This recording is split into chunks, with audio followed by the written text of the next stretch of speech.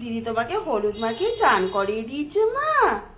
বলো আমিও পুষ্পাঞ্জলি দিয়েছি। ওটা তো স্পেশাল গেস্ট চলে এসছে। স্পেশাল গেস্ট এসছে। যে আমি শাড়ি পরবো। আমি এখন বুঝতে পারি মাদের কখনো সাজা হয় না। গুড মর্নিং সবাইকে, কেমন আছেন সবাই? নিশ্চয়ই খুব ভালো আছেন, আমিও খুব ভালো আছি।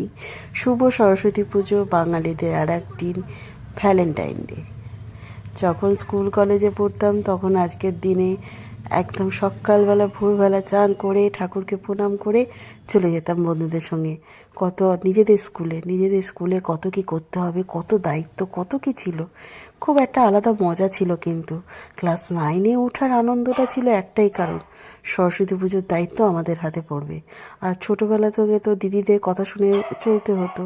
আর 9-এ উঠে গেলে আমরা এবার সবাইকে কাজ করাবো, সেই এক আনন্দ। 9-10-এ আলাদাই আনন্দ। সেই আনন্দটা মনে হয় ইংলিশ মিডিয়ামে এখানে অতটা কেউ করে না।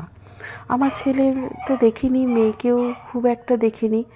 তো যাই হোক, আমি নিজে স্মৃতিচারণটা করার জন্যই আমি আজকে ছোট্ট করে একটা সরস্বতী পুজো করেছি। এবার আমি কোনো কিছু পুরোহিত থেকে করিনি, নিজেরই করেছি। আর ছোটোবেলায় আমার দাদা ভাই মিলে সবাই মিলে পুরনো চাদর বা নতুন শাড়ি দিয়ে একটা প্যান্ডেল তৈরি করতো, সেইটাই করেছি। আর চিনির অবস্থা দেখেছেন, সেটাই চিনির জন্যই কিন্তু এই নতুন জানলায় আমি মা সরস্বতীকে বসিয়েছি। কারণ চিনি না কোনো কিছু ঠিক করে রাখতে দেয় না। তার জন্যই নতুন জানলায় পূর্ব দিকে এত সুন্দর রোদটা সকালবেলায় 8:30 পৌনে 9 বাজছে, যখন সেই রোদটা পড়ছে এত সুন্দর লাগছে। আর মা মানে সরস্বতীর মুখটা এত মিষ্টি, এত সুন্দর, কিউট সরস্বতী। মানে অতগুলো সরস্বতী ঠাকুর ছিল, তার মধ্যে মনে হচ্ছিল যেন এই ঠাকুরটা দেবী, মা সরস্বতী দেবী আমার কাছে আসার জন্যই মনে হচ্ছে হাসছে।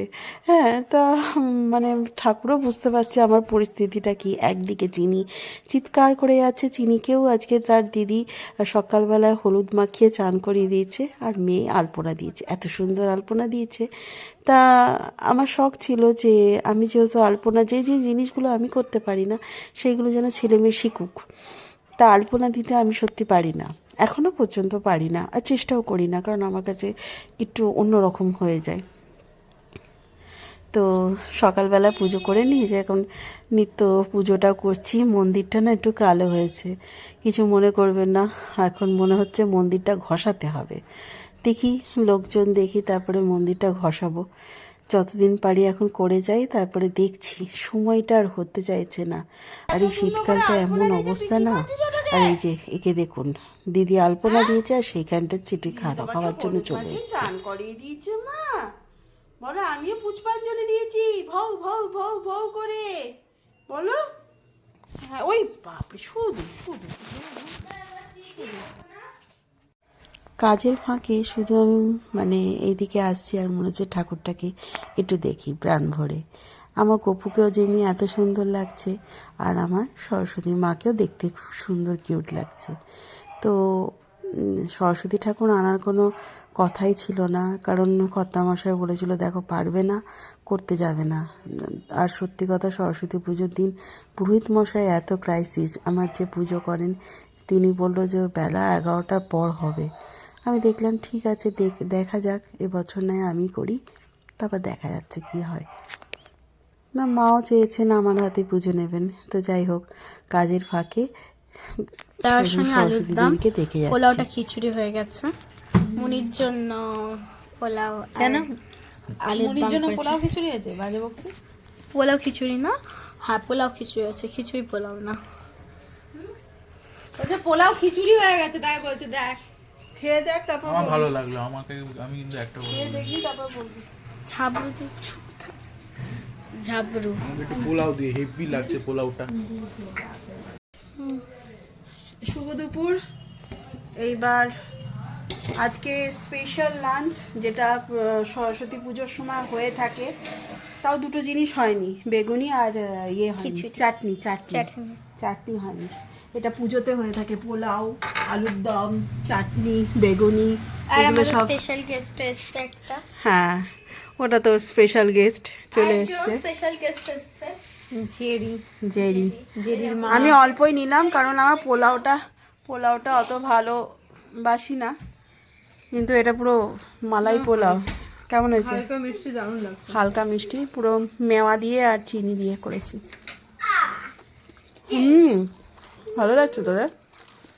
ঝাল ঝাল আলুর দম দিয়ে পোলাও অল্প করেই নিয়েছি, কিন্তু আমার ছুটি নেই, এক্ষুনি আবার গিয়ে করতে হবে। কি হতে হবে?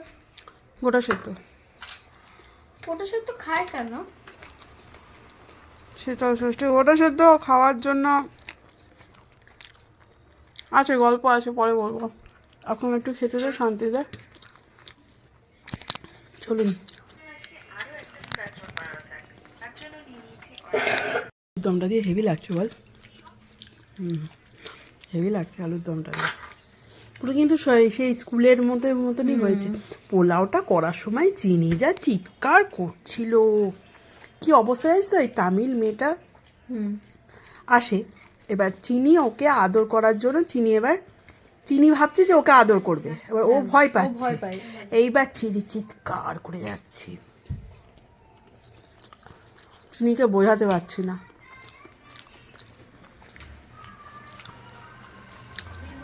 বাপ্পার মেয়েটা এলো, কি সুন্দর চুপচাপ লেগে গেল, কি আরে সুন্দর। ওই মেয়েটাকে দেখলে আমি কেন বললাম নাইস টু মিট ইউ, কারণ এত সুন্দর লাগলো হ্যাঁ, মেয়েটাকে দেখে, এত ওই যে mature। ওখানে 3টে বাচ্চাকে ও বিয়ে করে, তারপরে আক্কিকে তোজোকে ছোট্টবেলা থেকে দেখে এসছে। ও ওই জন্য ও বেশ ম্যাচিওর।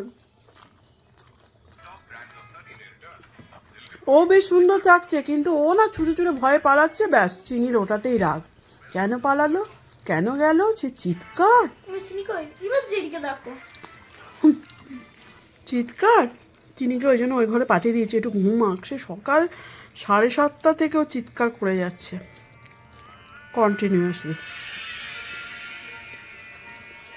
যারা নাচ করবে, প্র্যাকটিস করছে, কোথাও প্র্যাকটিস কাজটা।